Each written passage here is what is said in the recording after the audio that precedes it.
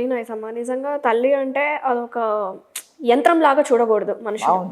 ఒక ప్రేమగా సాక్రిఫైస్ చేస్తున్నారంటే మన కోసం ఆమె అన్నట్టు కష్టాలు కూడా అర్థం చేసుకోవాలి పిల్లలు. చేసుకోవాలి. రైట్. అలాగే డామినేటింగ్ గా ఉంటున్నారు. డామినేటింగ్ విషయానికి వస్తే వర్క్ ప్లేస్ లో కావచ్చు, అలాగే ఇంట్లో కావచ్చు, పెత్తనాలు చలాయిస్తూ ఉంటారు. నేను చెప్పినట్టే వినాలి అంటే వేరే వాళ్ళకి నాలెడ్జ్ ఉన్నా సరే, తెలివితేటలు ఉన్నా సరే, వాళ్ళు చేసుకోగలిగినా సరే మీకేం తెలీదు అన్నట్టు లైక్ వాళ్ళని తక్కువ చేసి మాట్లాడుతూ ఉంటారు. ఇది చాలా మంది వర్కింగ్ ప్లేస్ లో ఎక్కడైనా ఫేస్ చేస్తూ ఉంటారండి. ఉంటారు. ఇలాంటి క్యారెక్టర్స్ ఎక్కడైనా ఎక్కడైనా ఉంటాయి. ఉంటారు.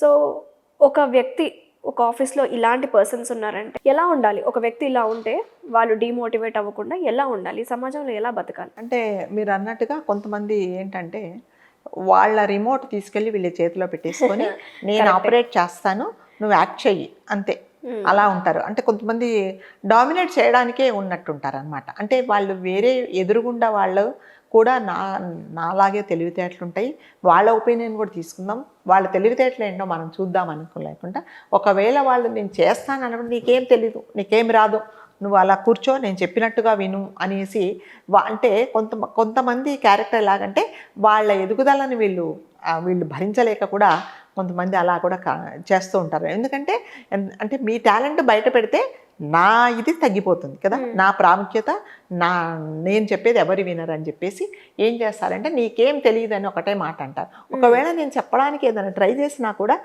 చెప్పాను కదా నీకు రాదని, ఇది కాదు అంటే అడ్జస్ట్ చేసి మళ్ళీ వీళ్ళు చెప్పినట్టుగానే చేస్తారు, కానీ వీళ్ళు చెప్పినది మాత్రం వెంటనే వినరు. అలా కొంతమంది ఉంటారు. సో వాళ్ళు ఏం చేయాలో అర్థం కాదు వాళ్ళకి. పాపం వాళ్ళకు ఎదుటి వ్యక్తికి ఏంటంటే నేను చెప్పేది ఎంతసేపు వినరేంటి మీరు అనేది కూడా డిప్రెషన్ ఉంటుంది కదా. ఇప్పుడు మనం ఎప్పుడైనా సరే ఒక మనిషి మన ఎదురుగుండా ఉన్నప్పుడు నీ ఒపీనియన్ ఏంటి, నువ్వైతే ఎలా చేస్తావు అనేది షేర్ చేసుకునేది ఉండాలి. అలా చేసుకోరండి చాలా మటుకు. రైట్ టు టాక్ అనేదే ఉంది కదా మనకు, ఒక రైట్, ఫండమెంటల్ రైట్. అంతే కదా. ఇప్పుడు ఎవరైనా సరే ఇప్పుడు మీరు ఒక పని చెప్పారండి, మీ ఎవరికో మీ కలిక్కి ఎవరు లేదను నాకు తెలుసు, నేను ఇలా చేస్తు లేదు నీకేం తెలీదు, నేను చెప్పినట్టుగా చెయ్యంటే మరి ఆవిడ టాలెంట్ ఎప్పుడు మీకు తెలుస్తుంది, ఆవిడ టాలెంట్ ఎప్పుడు బయటపడుతుంది చెప్పండి. అంటే ఇట్లాంటి క్యారెక్టర్స్ ఏంటంటే ఎంతసేపు వచ్చి నేను చెప్పిందే వినాలి, అంటే నా మాటే నెగ్గాలి. సో వీళ్ళు ఇంట్లో కూడా ఇలానే బిహేవ్ చేస్తూ ఉంటారు. అంతేనండి, ఈ ఇంట్లో కూడా అలాగే ఉంటారనమాట. కొంతమంది క్యారెక్టర్సే అంతా ఉంటాయి. ఎంతసేపు వచ్చి ఎదుటి వ్యక్తిని కిందకి చేయాలి, నా చెయ్యి పైన ఉండాలి అనేది ఉంటుంది అనమాట. ఈ డామినేటింగ్ నేచర్ చాలా మటుకు అంటే మనం ఇది ఇళ్లలో చూస్తుంటాం, ఫ్రెండ్స్ మధ్యలో చూస్తాం, ఆఫీస్లో చూస్తాం. ఒక ఆఫీస్ ఉందనుకోండి, ఒక ఆఫీసర్కు అంటే కింద తరగతి ఆ ఉద్యోగికి ఎలా ఉంటుందంటే, ఇప్పుడు సపోజ్ ఒక అతను ఉంటాడండి, ఒక 15 years ఎక్స్పీరియన్స్ ఉంటుంది, అతను వచ్చిన ఆఫీసర్ చాలా జూనియర్. కాబట్టి ఏంటంటే జూనియర్ కంటే ఈ సీనియర్ అంటే కాబట్టి ఎక్స్పీరియన్స్ ఉంటుంది కదా. అతను ఏమనుకుంటాడంటే నేను ఆఫీసర్ కాబట్టి నువ్వు చెప్పింది నేను వినను అని అనుకుంటాడు.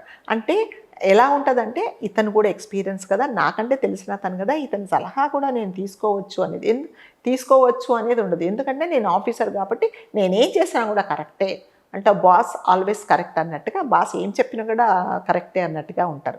అండ్ మళ్ళీ ఏం చేస్తారు, అంతా చూస్తే తెలియకపోతే మళ్ళీ వీళ్ళని అడగడానికి కూడా వీళ్ళకి మొహమాటం, ఇటు చేసి మళ్ళీ తప్పులు చేసి తీసుకొచ్చి వీళ్ళని ఎత్తినేసి మళ్ళీ నేను చెప్పినట్టుగా చెయ్యి, ఇదిగో అది చేసావు ఇది చేసావని. కొంతమంది నేను చాలామందిని చూశానండి, అసలు ఏమీ వినరు, వాళ్ళదంతా చూసి మళ్ళీ అడ్డు చేసి కిందికి చేసి పైకి చేసి వీళ్ళు చెప్పిందే కరెక్ట్గా అన్నట్టుగా చేస్తారు.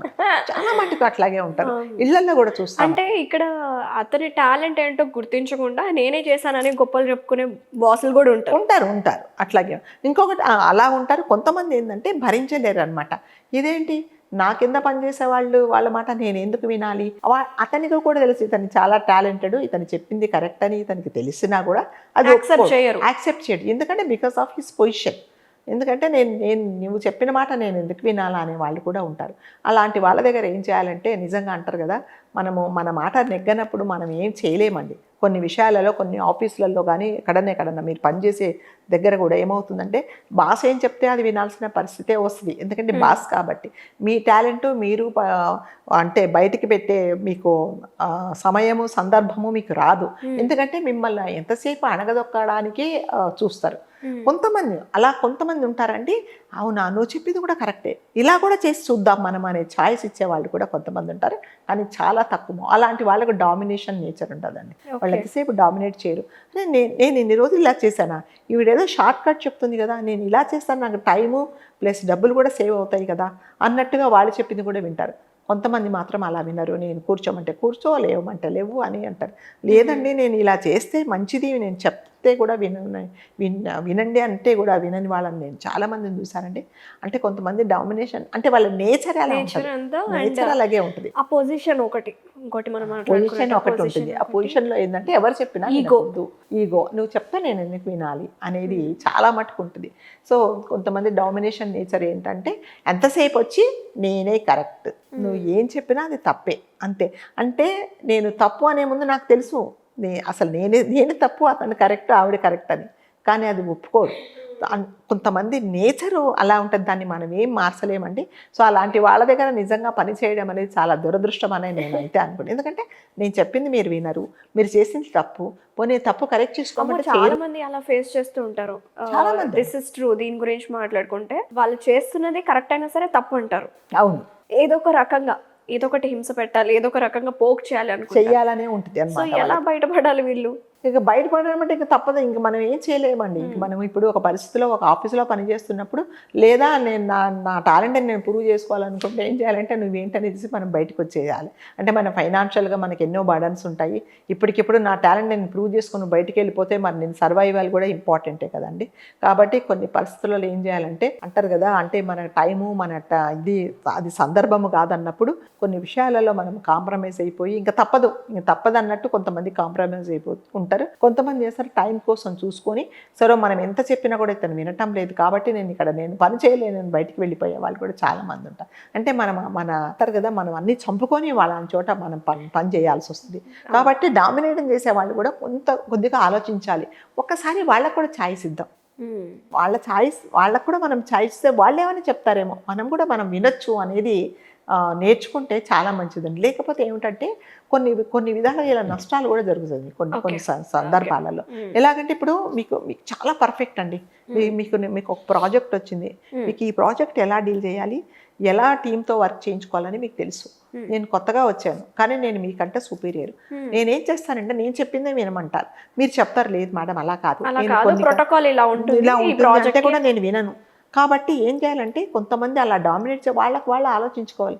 ఒక్కసారి వాళ్ళకు కూడా ఛాయిస్ ఇద్దాం. వాళ్ళు చెప్పేది మాట కూడా మనం విందాము. ఒకవేళ ఏదైనా కరెక్ట్ అవుతే నేను కరెక్ట్ చేసుకుందాము అనేది ఉండదు. కాబట్టి అంటే నేనేం చెప్తానంటే ఎప్పుడైనా చిన్న అయినా పెద్ద అయినా వయసు రీత్యా అయినా పొజిషన్ రీత్యా అయినా మనం చూసుకోకుండా మంచి ఎవరు చెప్పినా కూడా మనం తీసుకుండేలాగా మనం ఉండాలి. అప్పుడు ఎవరికి నష్టాలు జరగవండి కదా. మీరు చెప్పిన మాట నేను విన్నందువల్ల నాకు వచ్చే నష్టం ఏమి లేదు కదా. ఇంకా మీరే అంటారు, అరే మేడం పెద్దవాళ్ళైనా మంచి పొజిషన్లో ఉన్నా, నేను చిన్న పొజిషన్లో ఉన్నా, నేను చెప్పిన మాట విన్నారు మేడం కాబట్టి రెస్పెక్ట్ పెరుగుతుంది కదా. కానీ అలా ఎవరు చేయట్లేదు ఈ మధ్యకాలంలో. ఎంతసేపు వచ్చి ఐఎమ్ కరెక్ట్ అనే అనుకుంటున్నారు. దానివల్ల కొన్ని నష్టాలు కూడా జరుగుతున్నాయి. అలాంటి చోట మనం పనిచేయడము అంటే సర్వైవల్ అయితే తప్పకుండా చేయాలండి. తప్పదు, ఇంకా మనకి వేరే లేదు. మనం ప్రూవ్ చేసుకోవడము అంటే అది మనకి ఇండివిజువల్ ఉన్నప్పుడు మాత్రమే ప్రూవ్ చేసుకోవాలి. ఇంకా లేదు వాళ్ళ దగ్గర మనం పని చేయాలంటే ఇంకంతే, నాకేమీ తెలియదు దీని గురించి, వీళ్ళకే తెలుసు అన్నట్టు ఇంకా వాళ్ళ మీద వదిలేయాలి అంతే.